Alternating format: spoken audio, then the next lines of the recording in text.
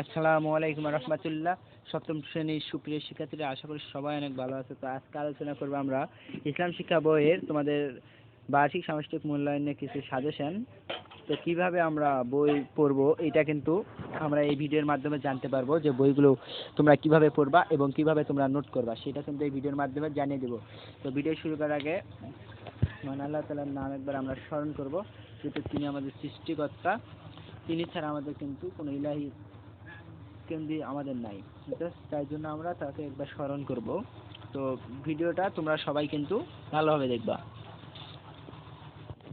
তো শিক্ষার্থীরা, এখান থেকে তোমরা কিছু সাজেশন পেয়ে যাবা। তো মহান আল্লাহ তাআলাকে একবার স্মরণ, সবাই কিন্তু তাকে স্মরণ করবা। বা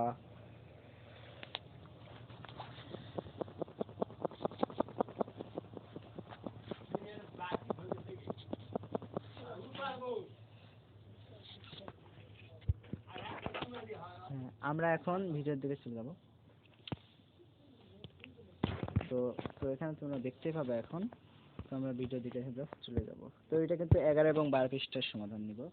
তো আল্লাহর কিতাব সমূহের প্রতি ঈমান, অর্থাৎ যে কিতাবগুলোর সমূহের প্রতি আমাদের ঈমান আনতে হবে।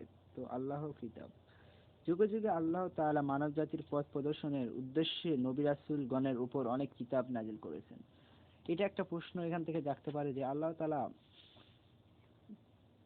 মানব জাতির কি প্রদর্শনের জন্য কিতাব সমূহ নাজিল করেছেন। এটা কিন্তু একটা প্রশ্ন হতে পারে, কিন্তু এটার উত্তর হবে মানব জাতির।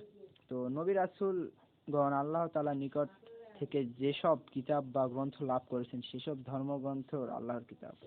নবী রাসূলরা, এটা একটা প্রশ্ন হতে পারে, নবী রাসূল আল্লাহ থেকে কি লাভ করেছেন বা কি অর্জন করেছেন। কিতাব, এগুলোকে আসমানি কিতাব বলা হয়। সেগুলোকে কি কিতাব বলা হয়, এটা একটা প্রশ্ন আসতে পারে। আসমানি কিতাব, এটা কিন্তু সংক্ষিপ্তর মধ্যে হতে পারে। তো মহান আল্লাহ তাআলা হযরত জিবরাইল আলাইহিস সালামের মাধ্যমে তার বাণী সমূহ নবী রাসূল গণের নিকট প্রেরিত করে। তো মহান আল্লাহ তাআলা জিবরাইল আলাইহিস সালামের মাধ্যমে তার বাণী সমূহ কাদের উপর প্রেরণ করেন।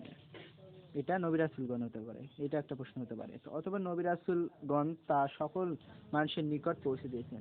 তারা রাসূল কারা মানুষের নিকটবর্তী এসব পাঠিয়ে দিয়েছেন। এটা হবে নবী রাসূলগণ পাঠিয়ে দিয়েছেন। তো এটা কিন্তু একটা প্রশ্ন হতে পারে সবগুলোই।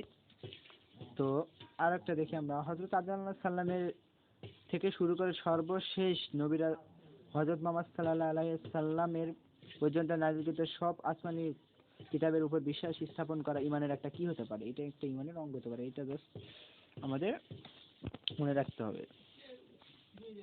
তো এখানে আমরা দেখো কি করতে পারি। এই কিতাব সময়ের প্রতি ঈমান আনার অর্থ ও তাৎপর্য। মানব জাতির জন্য হেদায়েত ও আলোক বর্তিকা হিসেবে সত্য ধর্ম নিয়ে সকল আসমানি কিতাব আল্লাহর পক্ষ থেকে অবতীর্ণ হয়েছে। এটা একটা প্রশ্ন হতে পারে, কি মানব জাতির হেদায়েতের ও আলোকবর্তিতা হিসেবে সত্য ধর্ম নিয়ে সকল আসমানি কিতাব কার পক্ষ থেকে অবতীর্ণ হয়েছে। এটা উত্তর হবে কার? আল্লাহ তাআলার পক্ষ থেকে। এই যে এখানে তোমরা দেখতে পাচ্ছ, আল্লাহ তাআলার পক্ষ থেকে কিন্তু এগুলো নাজিল হয়েছে, সেটা কিন্তু আমরা এখানে দেখতে পাচ্ছি। তো এগুলো আল্লাহর কালাম ও বাণী। এগুলো আল্লাহর কি হতে পারে? এগুলো কানি। এই বাণী সমূহ আল্লাহর পক্ষ থেকে হযরত জিবরাইল আলাইহিস সালামের মাধ্যমে রাসূলগণের নিকট নাজিল হয়েছে। কার পক্ষ থেকে? আল্লাহর পক্ষ থেকে জিবরাইল আলাইহিস সালামের কার মাধ্যমে এগুলো তাদের উপরে নাজিল হয়েছে? উত্তর হবে জিবরাইল আলাইহিস সালাম। কিতাব সমূহের প্রতি ঈমান আনার অর্থ, যুগে যুগে বিভিন্ন জাতির হেদায়েতের জন্য মহান আল্লাহর পক্ষ থেকে যে কিতাব সমূহ নাজিল করা হয়েছে সেগুলো সত্য বলে মুখ্য স্বীকার ও অন্তরে বিশ্বাস।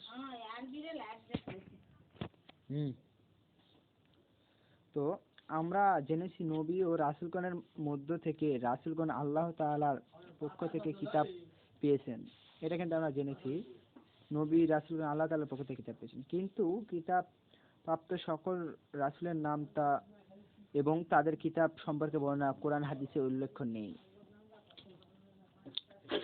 এটা তোমার একটা প্রশ্ন আসতে পারে। এই প্রসঙ্গে মহান আল্লাহ তাআলা প্রিয় নবী হযরত রাসূল সাল্লাল্লাহু আলাইহি সাল্লামকে উদ্দেশ্য করে বলেন, আমি আপনার পূর্বে অনেক রাসূল প্রেরণ করেছি, তাদের কারো কারো ঘটনা আপনার কাছে বিবৃতি করেছি এবং কারো কারো ঘটনা আপনার কাছে বিবৃতি করেনি।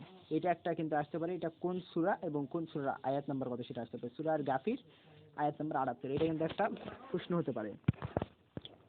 তো আমরা এখন জাস্ট দেখব 12 পৃষ্ঠার সমাধান দেখব। তো 12 পৃষ্ঠার আমরা এখন কিন্তু সমাধানটা দেখব।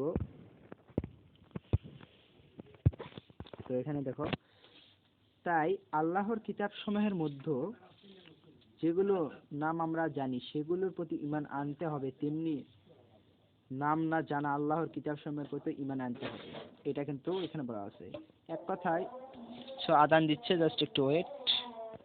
তো মহান আল্লাহ তাআলার নাম একবার স্মরণের কাছে নিয়ে এলাম, জাস্ট তোমরা এটা দেখো এবং স্মরণ করো।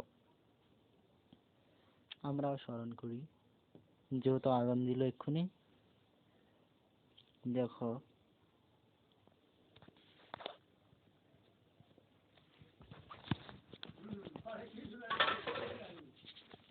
তো ভিডিওর দিকে চলে যাই। তো এখান থেকে আমরা এখন নিচে যাব, যেহেতু উত্তরের দিকে যেতে হবে, তো তাই নিচে। তো এখানে দেখো কি বলা আছে আমাদের। তো এখানে আমরা এখন 12 পৃষ্ঠার উত্তরটা দেখে নেব। তো এর থেকে এই পর্যন্ত কিন্তু আমরা দেখলাম, এক কথায় সকল আসমানি কিতাবের উপর ঈমান আনা প্রত্যেক মুসলমানের জন্য ফরজ। কিন্তু এটা কিন্তু এই প্রসঙ্গে মহান আল্লাহ তাআলা বলেন, হে মুমিনগণ,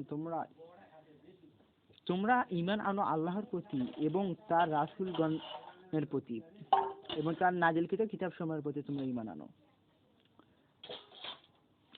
আর যে কুফর করবে আল্লাহর প্রতি, তার ফেরেশতার প্রতি এবং তার কিতাবসমূহের প্রতি, তার রাসূলগণের প্রতি ও পরকালের প্রতি, সে তো ভীষণ পদভ্রষ্ট হয়ে পড়বে। সূরা আন-নিসা আয়াত নাম্বার 36।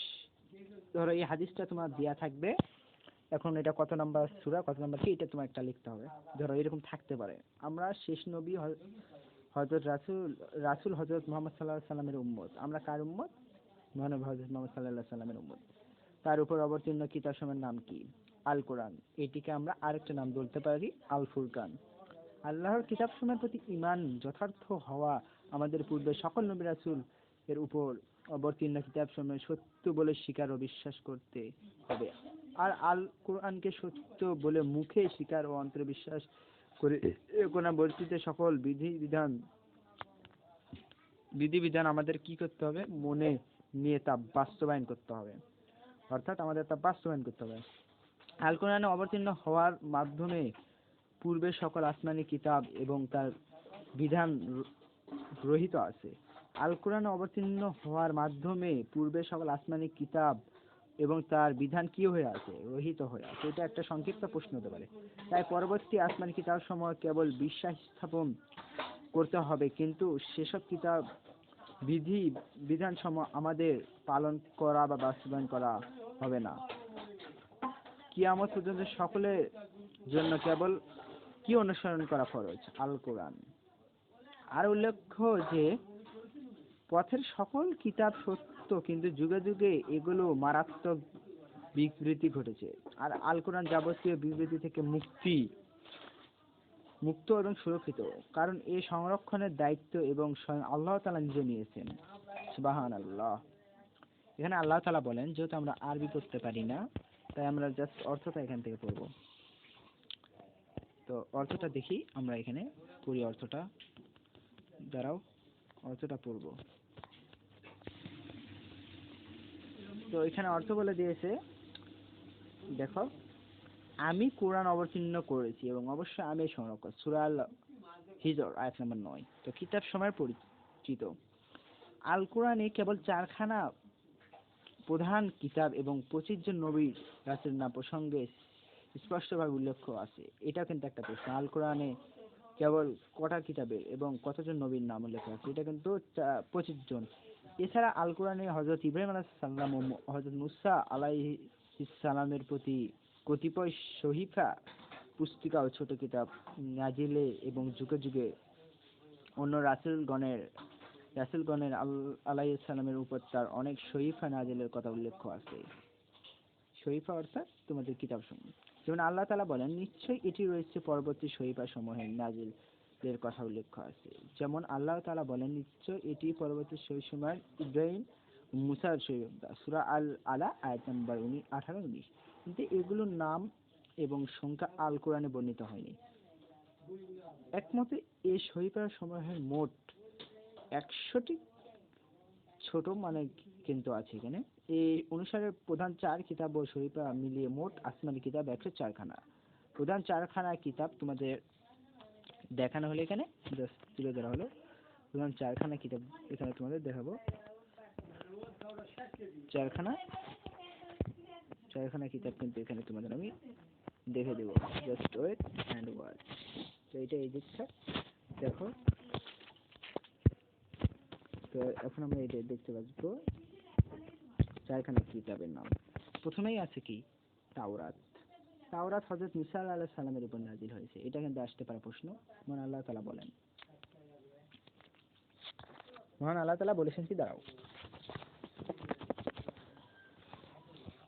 তো মহান আল্লাহ তাআলা বলেছেন, আমি মুসাকে কিতাব তাওরাত দিয়েছিলাম যাতে তার পথভ্রষ্ট পায়, অর্থাৎ পথ পায়। ভ্রষ্ট না, এটা পথ পায়। সূরা আল মুমিনুন আয়াত নাম্বার 49। তো জাবুর হযরত দাউদ আলাইহিস সালামের উপর নাযিল। আল্লাহ তাআলা বলেছেন, আমি দাউদকে দিয়েছি জাবুর। সূরা আল ইসরা আয়াত নাম্বার 55। এটা কিন্তু একটা প্রশ্ন আসতে পারে তোমাদের কিন্তু। তো ইনজিল দেখো, ইনজিল হযরত ঈসা আলাইহিস সালামের উপর কিন্তু নাযিল হয়েছে। আল্লাহ তাআলা বলেন, আমি তাদের পশ্চাতে ঈসা ইবনে মরিয়ম প্রেরিত করেছি। তিনি পরবর্তী গ্রন্থ তাওরাত সত্যায়নকারী ছিলেন। আমি তাকে ইনজিল প্রদান করেছি। এতে হেদায়েত ও ভালো রয়েছে। এটি পরবর্তী গ্রন্থ তাওরাতের সত্যায়ন যা প্রদর্শিত করে এবং এটি আল্লাহ ভীরুদের জন্য হেদায়েতের হলো উপদেশ বাণী। সূরা আল মাইদা আয়াত নাম্বার 46। তো আল কোরআন সর্বশেষ যেটা, আল কোরআন শেষ নবী হযরত মুহাম্মদ সাল্লাল্লাহু আলাইহি ওয়াসাল্লামের প্রতি নাযিল হয়েছে। আল কোরআনের আরেক নাম ফুরকান, তোমাদের যেটা আমি আগে বললাম। আল্লাহ তাআলা বলেন, তিনি সত্য সহ আপনার প্রতি কিতাব কোরআন অবতীর্ণ করেছেন, যা পূর্বের কিতাবের সমর্থক, আর তিনি অবতীর্ণ করেছেন তাওরাত ও ইনজিল ইতিপূর্বে মানবজাতির সৎ পথ প্রদর্শনের জন্য। আর তিনি কি মানে অবতীর্ণ করেছেন, এটা একটা প্রশ্ন হতে পারে। ফুরকান অর্থাৎ কোরআন, সূরা আলে ইমরান আয়াত নম্বর 3-4। আসমানি কিতাব সময়ে বিশ্বাস করা ইমানের মৌলিক 7টি বিষয়ের মধ্যে একটি। এটা প্রশ্ন হতে পারে, আসমানি কিতাবের উপর বিশ্বাস করা ইমানের 7টি বিষয়ের মধ্যে একটি কিন্তু। এটা একটা প্রশ্ন হতে পারে। আমরা জানা অজানা সকল কিতাবের বিশ্বাস রাখবো এবং কোরআনের বিধিবিধান মোতাবেক জীবন পরিচালনা করব। আমরা কার মোতাবেক অর্থাৎ কোন কিতাবের অনুসরণ করবো, একটা প্রশ্ন আসতে পারে। এতক্ষণ যা কিছু জানলে তা যে কোরআন এবং হাদিসের শিক্ষা, তা তুমি কিভাবে বুঝবে? কোরআন ও হাদিসের পাঠ করে তাই না? তাহলে এখন কোরআন ও হাদিসের কথা আকাইদ ও বিষয়গুলোর উল্লেখ খুঁজে রয়েছে তা বের করো। এই কাজে শিক্ষক ও অন্য বন্ধুদের সহায়তা নাও। জাস্ট এই পর্যন্ত তোমাদের বলা আছে। তো ভিডিওটা ভালো লাগলে লাইক এবং সাবস্ক্রাইব এবং পাশে থাকা বেল আইকনে বাজিয়ে দিবা। তাহলে পরের পর্বে আমরা 14-15 সমাধান করব। আসসালামু আলাইকুম ওয়া রাহমাতুল্লাহ। সবাই অনেক ভালো থাকো। খোদা হাফেজ। আল্লাহ হাফেজ।